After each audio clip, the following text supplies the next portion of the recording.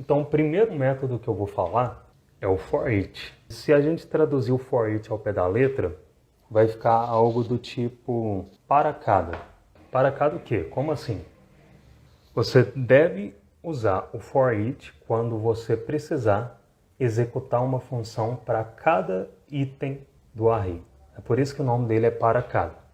Só que tem algumas particularidades para usar o for each e é isso que vai acabar diferenciando ele dos outros 3 métodos que eu vou falar. Para usar o for each, assim como todos os outros 3 métodos que eu vou falar, você já precisa ter um array. Se você não tiver um array definido que você quer percorrer, aí é um caso talvez para usar o for of ou for. Mas aqui, como a gente está falando de métodos de arrays, a gente pressupõe que o array que você quer percorrer já existe. A principal característica do for each, e é o que distingue ele de todos os outros métodos que eu vou falar aqui, é o for each foi feito para executar efeito colateral. Você precisa usar o for each quando você quer percorrer um array e executar efeito colateral. O que é efeito colateral, né? Efeito colateral é você modificar alguma coisa externa à função que você está invocando. Por exemplo, o for each, ele recebe uma função de callback como argumento.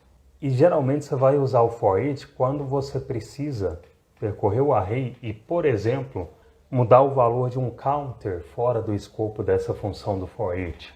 Esse é um exemplo de efeito colateral. Vamos supor, você tem uma aplicação, um quiz, e o usuário enviou o formulário com as alternativas que ele marcou. E aí, para contabilizar essas alternativas, você pode, por exemplo, uma forma de fazer é você ter uma let score, que recebe 0, começa com 0. E aí, para contabilizar esses pontos, você pode pegar o array com as alternativas do usuário e comparar com as alternativas corretas lá dentro da função do for each. E quando você faz isso, se a resposta correta é igual à resposta do usuário para aquela alternativa, você vai fazer o quê? Você vai incrementar o score, a pontuação do usuário. Ou seja, você está modificando uma variável que está no escopo externo à função do for each. Isso é um exemplo de efeito colateral. O que mais?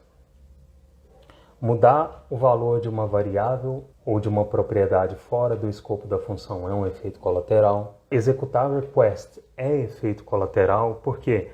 Porque você está fazendo a sua aplicação depender de algo externo.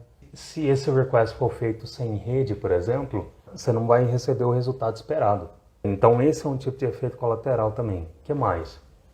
Executar manipulação de DOM é efeito colateral porque você está modificando algo externo ao escopo da função. Executar uma outra função que executa efeito colateral também é efeito colateral. Esses são alguns casos em que você está executando efeito colateral. Você está modificando alguma coisa externa à função do for each ou da função que você está usando.